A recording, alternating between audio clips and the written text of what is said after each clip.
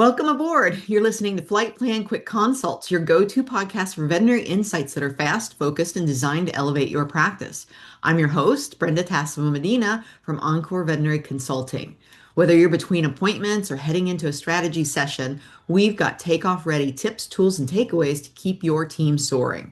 So buckle up and let's take off to explore the exam room is still the bottleneck. Today's panel includes Dr. Alex Andryszak, Dr. Evelyn Sagastume, and Carol Hurst. Dr. Andryszak, tell our listeners a little about yourself. Hi, my name is Alex Andryszak. I am the field support veterinarian for Encore Vet Group, which means I'm licensed in a couple states and travel around to clinics that need an extra set of hands. My background is mostly in emergency and general practice for small animals. I was medical director of a fairly large hospital in South Carolina. We had 9 doctors and 70 support staff, and gave me a good idea of the benefits of efficiency. I'm sure it did. Yeah. Next up is Dr. Sagastume. Hi, I'm Evelyn Sagastume. I am a small animal veterinarian, practice owner of Petsedena Animal Hospital in Pasadena, California. I've owned my practice for going on 12 years this year, and definitely have had my share of looking into, how to improve efficiency, how do we work to improve our client experience, and also obviously keep up our efficiency. So definitely a topic that we're constantly working on at our practice too. Great. And one of my favorite teammates, Carol Hurst. I'm almost your only teammate, but I like it. So my name is Carol Hurst, and I am a credentialed technician turned certified veterinary practice manager turned consultant. And being in the exam room as a credentialed technician and being utilized to my fullest in the practice that I came from really showed me the benefits of having a really strong system in place. So I love talking exam room efficiency. Perfect, which is why I brought the three of you together. I couldn't think of 3 better people to have this conversation. So let's start with you, Dr. Andryszak. What task do you believe should no longer require a veterinarian in the room? I, I mean, a fair amount of what we do on the day to day doesn't actually require the doctor in there. I would always teach my new grads, we're here to diagnose. We're here to make sure our notes are done. We're here to do surgery, and that's pretty much it. So everything else, from blood draws to other sample taking to initially like getting the histories down to talking finance to things like that, those are all things that can be done without a veterinarian in the room. You just need to be in there to lay hands on the animal, feel them out, and go from there. Okay. What are your thoughts, Dr. Sagastume? I would agree. I think ultimately the way things have evolved in utilizing our team more has allowed veterinarians to step back and be able to do what we were trained to do and what we are passionate about is take care of our patients, diagnose, treat, and obviously do procedures, surgeries. So for us, really, it's going from history taking in the room to talking about finances, going over treatment plans, even client education. A lot of our treatment team can provide client education on kind of, the basic things like preventative care items, vaccinations, professional dental cleanings, things like that. And, we complement that with our recommendations as doctors. And we still, want to educate clients, but they're an extension of us, right? An extension of our team. And they can provide just as much education and be able to get the buy-in from our clients so that they can provide the best care for their pets. Okay. Before I ask Carol the same question from a technician standpoint, I want to do a quick follow-up with the both of you. Because, what I see happen in practices quite frequently is, I'll be shadowing and the doctor will be counting pills or doing something outside of what the two of you just talked about. Could you share with me your thoughts around why that happens and what practices can do to kind of overcome that? Evelyn, Oh, you want to? Oh. I'm sorry. Either so, way. so I think what I've gotten as, as a practice owner who actually has associates that do that, I've gotten from them is, if they see the team is, hustling and maybe we're down, short staff, we're down someone called out sick. Many doctors have been in that position before. A lot of doctors have been technicians. I personally haven't been, but I know how hard the job is. And, they're wanting to help out. They're wanting to kind of, try to expedite things if things are taking longer or provide support. I feel like it comes from a place of helping, but they don't realize how much it does hinder the process, because then the bottleneck comes to them most of the time. It's okay, well, the next case is here and you're filling meds, or the client called for a callback and you're not available because you're doing something that you could have a technician help. So I think it's really more of a wanting to help, but don't realize how much it can hurt them and the team as well, right? Right, right. I totally agree. It does come from a place of good, and I've been at fault of this myself. So, but you see everybody swamped, and then you answer the phone, and then they figure out that you're the doctor, and then you end up on the phone for 30 minutes to talk about something that you could be doing anything else. And you're stuck there because you're trying to build that rapport and everything like that. And it's hard to get off, but it does come from a place of good, but we really do get in our staff's way sometimes. Mm-hmm. And we really do get in our own way too, because I could definitely be doing notes, or I could be in a room that's been sitting there for 15 minutes while I've been stuck on the phone and everything like that. So yeah, I think it definitely comes from a willingness and enthusiasm to help, but we need to not get in our own way. Great. Carol, you're an LVT in addition to being a CVPM. So what do you believe tasks should no longer require a veterinarian in the room? And I'm sure you've seen the follow-up question example as well in practices. Yeah. I totally agree with both, both of what they said. Anything that doesn't require the diagnose and prescribe, surgery is not really going to apply here, but anything that doesn't require that should be on your technical team. And, I was trying to think of what set my practice apart. And it was really that ownership and empowerment, right? Like, we really gave our credentialed technicians ownership of the exam room. And so when I walked in, it was a source of pride for me to be able to collect samples, go through and educate, new puppy, new kitten. My doctor team wasn't spending any time doing that. If it was coming in and shaking their head, I had free range to start collecting samples, right? Because I knew what my doctors would recommend. There was that continuity of patient care standards.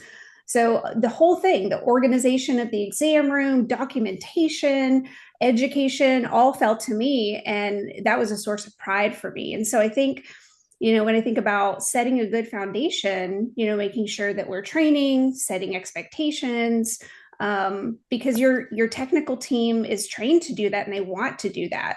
Like, that's what I think it comes back to. Absolutely. Absolutely. Okay. So a lot of technology today. And I'm sure that you all have varying degrees of experience with different technologies. So how do scribes, technician utilization, or even exam room redesign actually impact flow and productivity? Let's start with you, Carol. So I'm going to do the exam room redesign, my thoughts around that. And, I like to extend this even a little bit beyond that into the process around the exam room visit. Because if you look at really getting granular and evaluating what your process is, sometimes you find the smallest tweaks can make the biggest difference. I went into a practice and the check-in process, they weren't utilizing the technology they had. The CSRs would take the clipboard and walk it all the way around pharmacy and put it in this designated spot that wasn't big enough for the appointment flow they had. And that's what told the technicians that they had somebody in the exam room.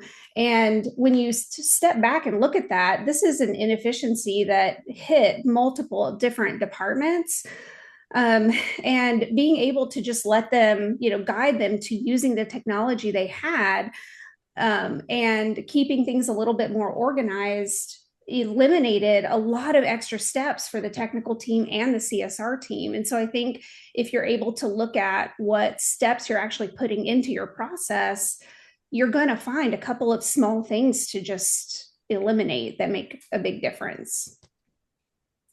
Awesome. Carol, they're getting their steps in.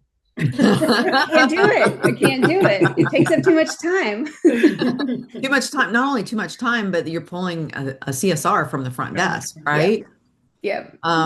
So Dr. Andryszak, you visit a lot of different practices. What are your thoughts on this? I know that you're a huge advocate of AI digital scribes.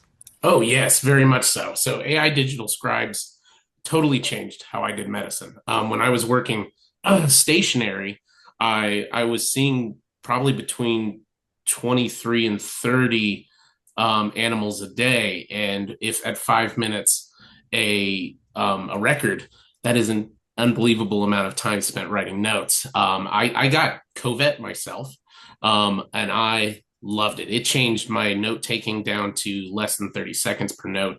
It took some getting used to verbalizing my exam in the rooms, but it builds rapport with clients. I was like, it helps me get out of here and go home to my family. And they're like, oh yeah, we love that.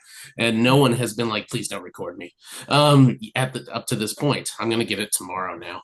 But but I absolutely love it. You got to figure out like what the soap you want it to say, how detailed you want it to be. But Covet allows me to do that pretty easily. I'm not the most digitally inclined person, but now I use this technology every day.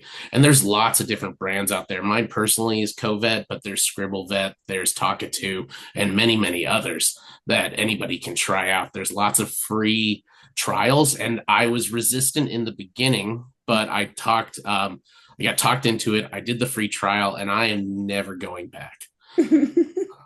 I agree. I see it make such a difference in doctors' lives, not only the doctors' lives, but your entire team's lives, because you have better notes and they're completed. That's a big thing. And the client communication is more thorough than I would or anyone would ever write. Yeah. Like, it's amazing how much we talk about in such a short amount of time that now makes it to my notes. And I feel like I'm doing a better job because other people are able to see it too. As an outside shadow observer, the one thing that I noticed right away when a practice switched to using something like Covet was the amount of attention and one-on-one relationship that was happening between the client and the team member that really wasn't happening before, because they're looking at the computer and they're looking back and asking the question and they're typing it in. And now they were having a more genuine and authentic conversation because the tool was taking the notes for them, which I think is just amazing. Carol, you had something? I was just going to say, I've also heard of it as a burnout preventer. So I just heard a different podcast that was saying, while it's not a complex task, it's something that no one wants to do, sit there and type in their notes. And so if you have something that does that for you, that's automatically taking away like that brain power and kind of that friction for, oh, I don't want to do this, but you're going to do it. Yeah, exactly. And so it's kind of a burnout preventer too, taking away some of that. Yeah. Agreed. So Dr. Sagastume, I know that you are designing a new practice, a new building for your practice. What kind of thought have you given to scribes, tech utilization, and exam room redesign with that new flow that you're building? Well, I have to mirror what everyone's saying about the scribes and it being a game changer. For me, having always struggled with my records for efficiency, because I just talk a lot, take a lot of time to educate clients in rooms. So I'm not very quick to get out of the room and be able to type up a record and then go back into another room.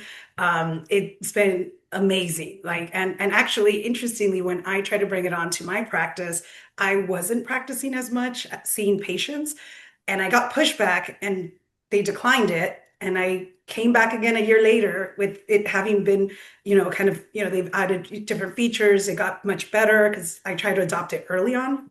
And I got all the buy-in, and everyone's lives have been so much better. I think I would agree as far as being able to connect with clients more. I mean, that's probably been the most beneficial aspect to me as a practice owner, because we always talk about how do we engage with clients more? How do we engage with our patients?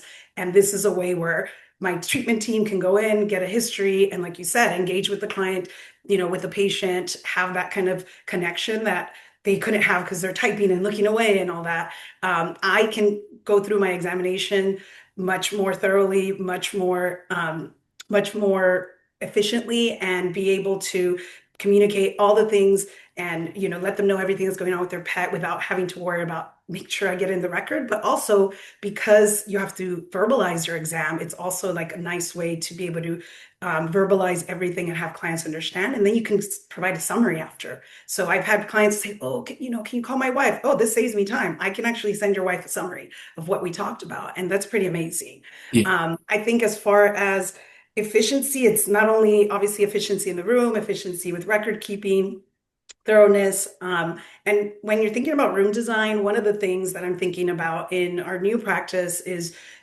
how can we potentially check out clients in a room and get them in and out without bogging down the reception area? Because I want more exam rooms, but that means a smaller reception. So how do I kind of do that? And thinking about how to design a practice where you can still have that, experience, but you don't necessarily have to do it the traditional way, right? So yeah, I think scribes have just revolutionized things for us as a practice, for me as a doctor. And callbacks, which we didn't mention yet, that's it's amazing. I mean, and that was another issue I had, which how do you document all these things you like to tell clients? Because I give a lot of details.